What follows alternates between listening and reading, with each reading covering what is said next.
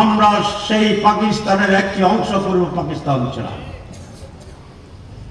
সেই স্বাধীনতা আমরা টিকাতে পারিনি। আবার ৭১ সালে ৯ মাসের রক্তকরী জীবন প্রাণ সংগ্রাম, অসংখ্য মানুষের আত্মত্যাগ, সাগর নদী রক্তাক্ত মানুষের রক্তে রং ধারণ করে আমরা একটি নতুন পতাকা পেয়েছিলাম, একটি নতুন দেশ পেয়েছিলাম, একটি মানচিত্র পেয়েছিলাম, যার নাম বাংলাদেশ। কিন্তু সেই বাংলাদেশও আমাদেরকে কাঙ্ক্ষিত লক্ষ্যে নিয়ে যেতে পারেনি। আমার যুদ্ধ,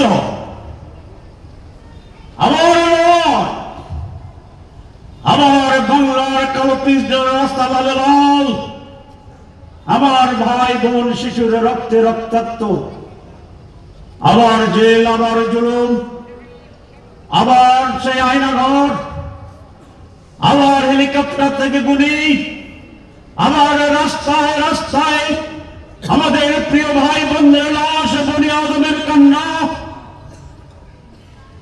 সব কিছু মিলে ৫ই আগস্ট ২০২৪ দ্বিতীয় স্বাধীনতা, এক মহান মুক্তি, এক বিশাল গণঅভ্যুত্থান, এক সকল মানুষের সম্মিলিত আওয়াজের ভিত্তিতে স্বৈর শাসন এবং পেশবাদের বিদায়। এখন আমরা একটি বিশাল সুযোগ পেয়েছি। স্বৈরাচার আসুক আমরা চাই, ফ্যাসিবাদ আসুক আমরা চাই, আমরা চাই, আমরা চাই একটি সোনার বাংলা। সেই সোনার বাংলা ৭২-এর সোনার বাংলা নয়। এটা আমরা বারবার বলে বক্তৃতায় আমরা সোনার বাংলার স্লোগান শুনেছি, সবুজ বাংলার স্লোগান শুনেছি, নতুন বাংলার স্লোগান শুনেছি। আমরা ৬ দফা দেখেছি, ১৯ দফা দেখেছি, ১৮ দফা দেখেছি। কোন বাংলা, কোন দফা আমাদের মুক্তি দিতে পারেনি। এবার সুযোগ আছে আমাদের সামনে। ৫৪ বছরের স্বাধীনতার পরে আমরা রক্ত দিয়ে আর একটি সুযোগ সৃষ্টি করতে পেরেছি। এই সুযোগ নষ্ট করা চলবে না। আবার যদি আমরা সেই স্বৈরাচারের দোষর হতে চাই, নতুন খোলসে নতুন জামায়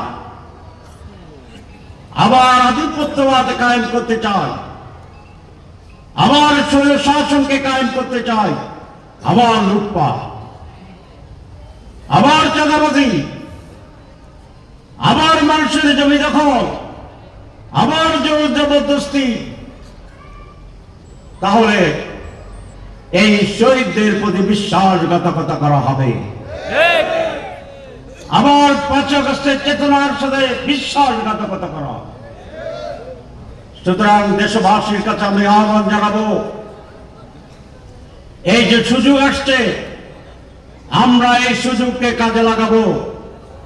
আমরা কোন দুর্নীতিবাজকে ভোট দেব না, আমরা চাঁদাবাজকে ভোট দেব না, আমরা স্বৈরাচারকে ভোট দেব না, আমরা চরিত্রহীন মানুষকে ভোট দেব না, আমরা লুটেরাদের ভোট দেব না, আমরা অর্থ পাচারকারীদের ভোট দেব না, আমরা কোন পতিত স্বৈরাচারকে আর বাংলার জমিয়ে রাজনীতির নামে অপরাজনীতি প্রতিষ্ঠার সুযোগ করতে দেব না।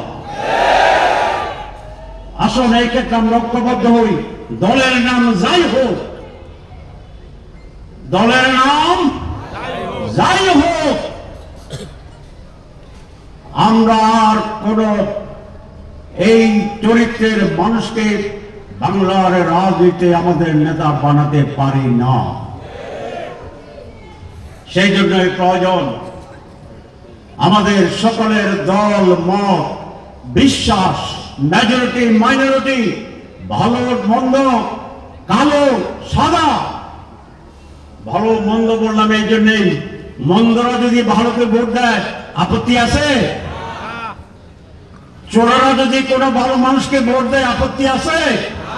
আমরা চোরকে ভোট দেব না, কিন্তু চোর যদি ভালো লোককে ভোট দেয় দেখ, ডাকাত যদি ভালো লোককে ভোট দেয় দেখ, দেওয়ার পরে ভালো লোকের সাথে চোরকে ভালো মানুষ বানাবে, ডাকাতকে ভালো মানুষ বানাবে, দেশে আর কোনো চুরি থাকবে না, ডাকাতি থাকবে না।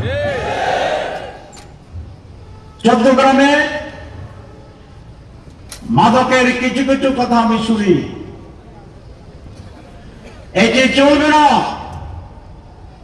আমি থানা প্রশাসনকে বলবো, যারা মাদক চোরাচালান করে, যুবকদেরকে নষ্ট করছে, বিভিন্ন ব্যানারের আশ্রয়ে মাদক ব্যবসায়ীরা আজকে নতুন জার্সি পরার চেষ্টা করছে।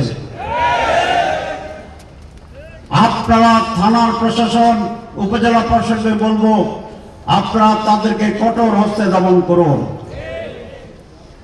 জনগণ যদি আইন হাতে নেয় আপনাদের জন্য সমস্যা, আমি সেটা চাই না, কিন্তু আপনাদের ব্যর্থতার দায় নিয়ে জনগণ যদি মাদক ব্যবসায়ীদের উপরে চড়া হয়, সেই দায়িত্ব আপনাদেরকে নিতে হবে। আমরা আপনাদের সাহায্য করব। আপনাদেরকে কেউ প্রতিরোধ করতে আসলে আমরা এটা ঠেকাবো। আপনারা যদি আমাদের প্রকাশ্যে সহযোগিতা চান, আমরা আপনাদের পিছনে মিছিল নিয়ে দাঁড়াবো, কিন্তু মাদক ব্যবসায়ীদেরকে কোন রকম সুযোগ দেওয়া যাবে না। সম্মানিত ভাইরা, এই 14